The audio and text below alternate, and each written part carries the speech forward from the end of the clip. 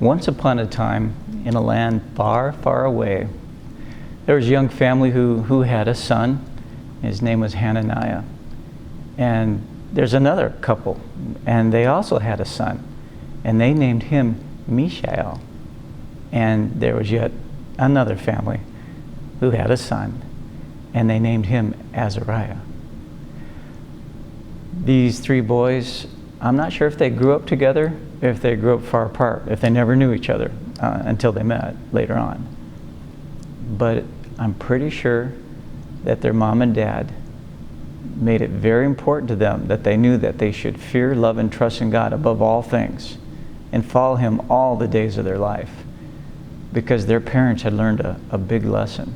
Their parents had lost their land, their business. You could say they even lost their country. They lost everything because they were hauled off into the Babylonian captivity. And the way their sons grew up, I think they learned their lesson. You turn your back on the Lord, and you need to turn back to the Lord, okay? No ifs, ands, or buts about it. And they wanted to impress upon their sons how important that was, okay? So that's once upon a time. I'm not sure exactly how that happened, but the three boys, Hananiah, Mishael, and Azariah, they're real. And the rest of the story isn't a once upon a time. The rest of the story is a real story. It's a story about Hananiah, who is known as Shadrach, Mishael, who's known as Meshach, and Azariah, who's known as Abednego. These three young boys they stood out. They were smart. They were gifted. And King Nebuchadnezzar, the king of Babylon, he found out somehow, and he got them into his service and made them. They worked in the province of Babylonia. They were officers of some importance. And King Nebuchadnezzar is a gifted man. He's known as the guy who invented the Hanging Gardens, one of the 7 wonders of the world. So he's an architect. He is a builder. He is a military genius. He's a great battle leader. He's also a politician. He's gifted in just lots and lots of ways. But one of these things he's doing right now is he's being a politician, and he's gathering everyone around him, the governors, the magistrates, the satraps, the judges, just everyone who rules in his kingdom. He's gathering them all together, and that includes Shadrach, Meshach, and Abednego. And he's got them all together, and he's going to unify his government through religion, okay? This is the same idea that Charles V had and failed at. You can decide whether it works for Nebuchadnezzar or not. But he's going to try to unify his government through religion. And the religion that King Nebuchadnezzar has is worship this idol that I've made. He's made an idol that's 6 cubits wide. From here to here is a cubit. Well, however long Nebuchadnezzar's was, that's how long the cubit would have been. He would have been the official standard.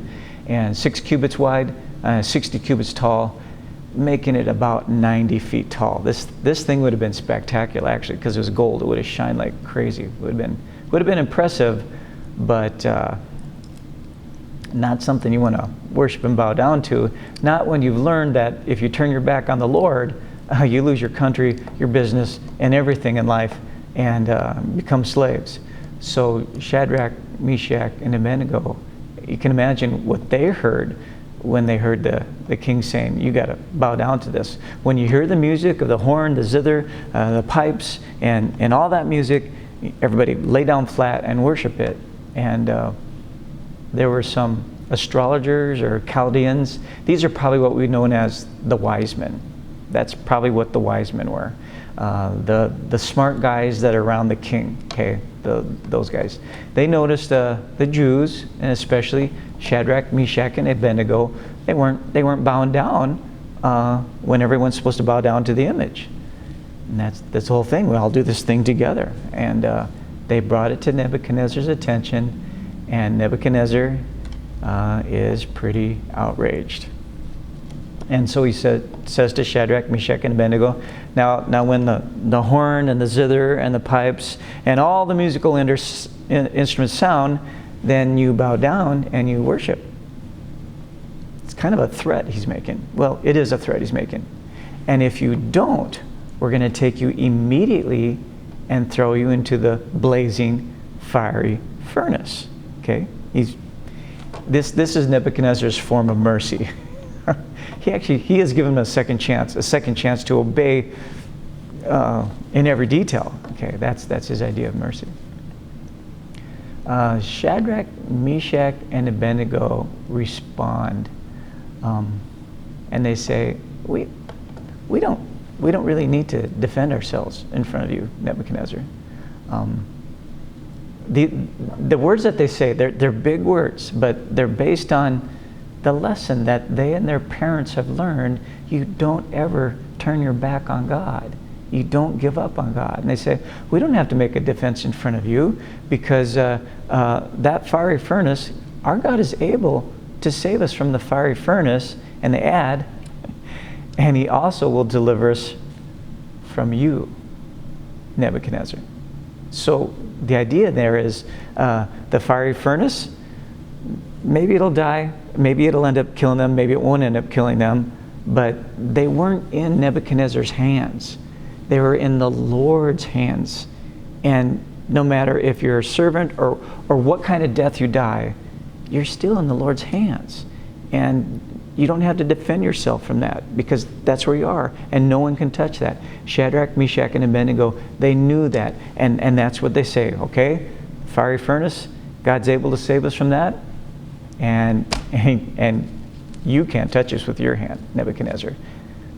But if it just so happens, that the fiery furnace does take us, if that's part of God's gracious will, and we're willing to accept that, if we do die in that fiery furnace, we just want you to know, King Nebuchadnezzar, we're not bowed down to no idols. Secondly, we're not bowing down to that image that you made. And thirdly, and I think this one kind of stuck hard, that image that you made, Nebuchadnezzar, not bowing down to it, not worshiping it, no way. I think that did stick with Nebuchadnezzar, because in the next statement, Nebuchadnezzar, he is furious. He is enraged. And he tells his armed forces, his soldiers, to go and make that fiery blazing furnace 7 times hotter than normal.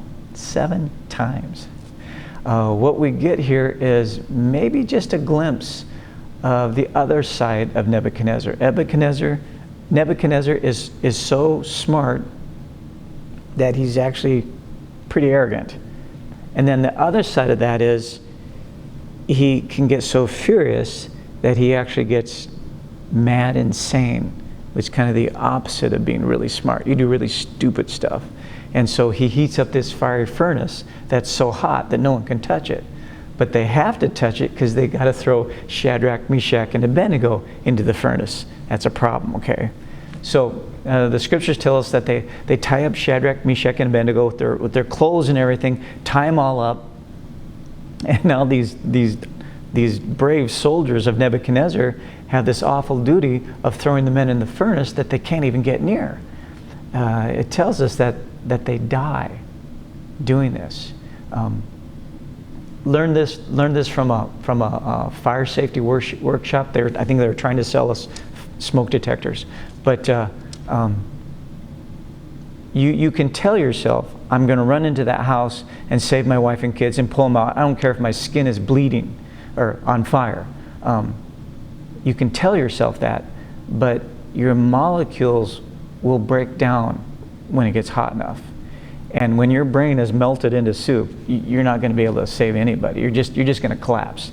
And apparently that's more or less what happens to these brave soldiers of Nebuchadnezzar. They've got Shadrach, Meshach, and Abednego all tied up, bound and everything. They've got to get into this way too hot furnace, and the soldiers just collapse. They can't do it, and they die. And then Shadrach, Meshach, and Abednego, somehow, they teeter and they fall into the furnace, okay? Now we get to see this wonderful miracle, and it's all unfolded for us in the point of view of Nebuchadnezzar. Nebuchadnezzar is looking from the side. Maybe it would have been one of the vents where the air goes into the fire, but he's looking from the side, and he's looking into the furnace, and he's noticing There's not 3 men in there. There's 4 men in there. There's that Shadrach, Meshach, Abednego, and what Nebuchadnezzar says, an angel in there.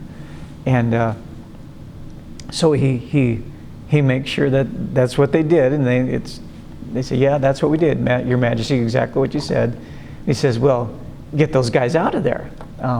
And so Nebuchadnezzar goes up to the furnace, and he calls them out because it's too hot to actually save them at this point.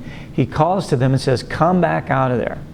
And so Shadrach, Meshach, and Abednego, they come out of the fiery furnace.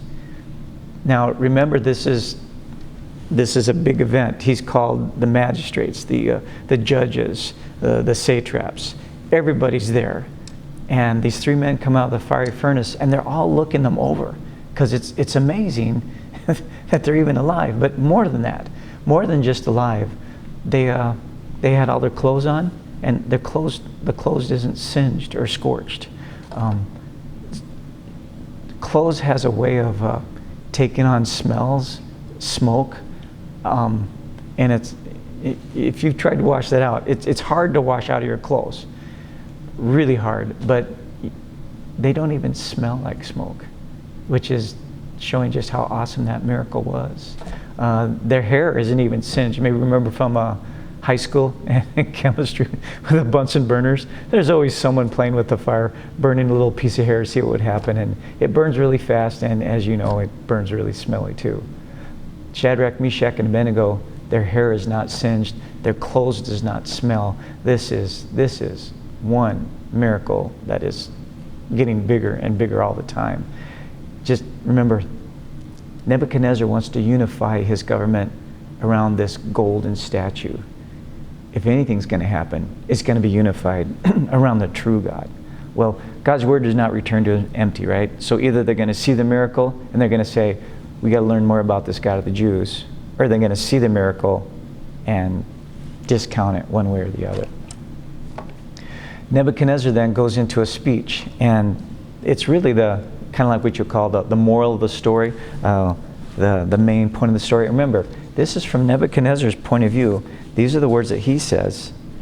Praise be to the God of Shadrach, Meshach, and Abednego, who has sent his angel and rescued his servants.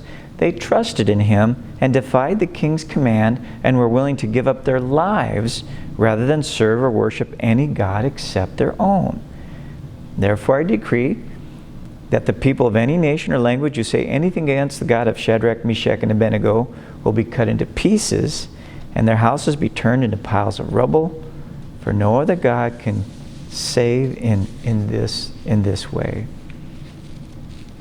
So, kind of on our minds, I wonder what's actually going on inside of Nebuchadnezzar's heart. He says some good things, but he doesn't say all the good things. His confession of faith could be better.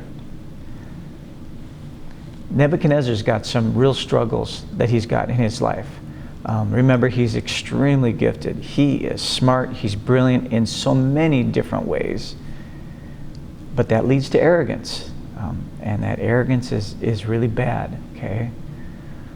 He wants to see himself as God. That's pretty arrogant. And he also's got this fury, this wrath, this rage, which kind of tips into madness or insanity. Read the book of Daniel. You'll see it come up again. So he's got these real struggles of arrogance and insanity. You know, he's going to have to deal with that with the truth that he's seen right here in front of Shadrach, Meshach, and Abednego. But maybe even more important, more thought-provoking is, what does this story do for you? Because in this world, there's, it's a world full of sin. And the amount of challenges out there and troubles, who can name them all? The young man is struggling how to be a good dad. An old wife is trying to figure out how she can love her husband. Young teenager, she's just trying to figure out how she could ever be lovable or loved by anybody. We've all got our own unique troubles and struggles, and they're all different for all of us. But the thing is, they're all very real. They're very real to us, to each one of us individually. And what are we going to do with that? Shadrach, Meshach, and Abednego would like to give us an example today. Remember, that's not their names.